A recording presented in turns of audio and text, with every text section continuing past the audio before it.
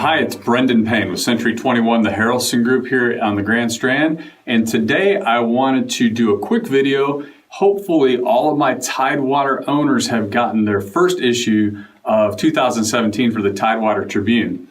If you haven't gotten this, then I'm going to go ahead and make sure that you get a copy through this video so you can get an idea of kind of what's been happening in 2016 if you're making any plans coming up in the new year in terms of selling or just wanting to know what's going on in the market within the neighborhood of Tidewater. So look at a couple of things on here, and you can also email me. My email will be on at the end of the video, and I can get you an electronic copy of this as well if you didn't get it in the mail. So a couple of things.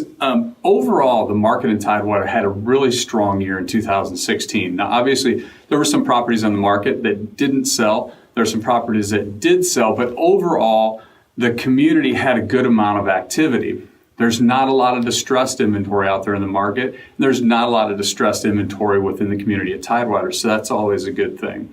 When you look at a couple of the key metrics, the average days on market last year was around 166 days. Now, we'd all like to see where those numbers come down a little bit, but the reality is there's still a good amount of inventory for the buyers to choose from. So that's kind of market average between 140 and 160 days for residential homes in that price point. That's pretty typical.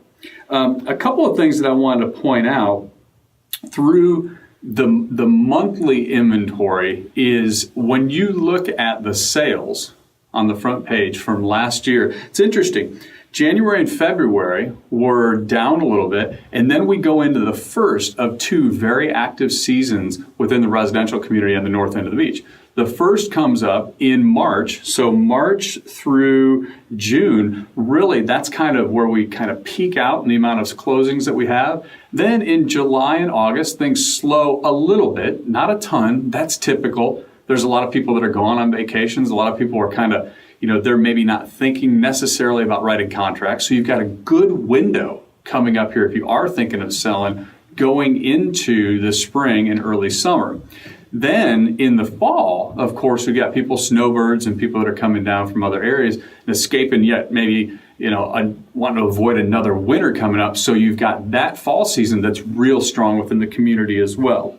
So average sold price last year was $333,000 on a $358,000, $360,000 list price. So interestingly, we're at about 93, 94% of asking price on most of the offers, which is in line with the market, and that's a good thing.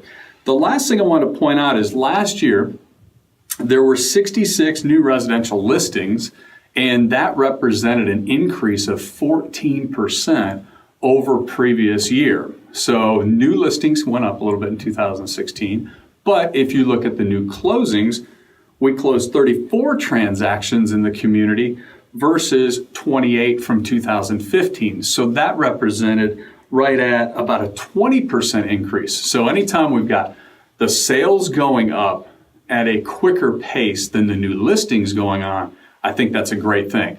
I anticipate a great year going into 2017. If there's any additional information that I can get you for Tidewater or the market in general, please let me know.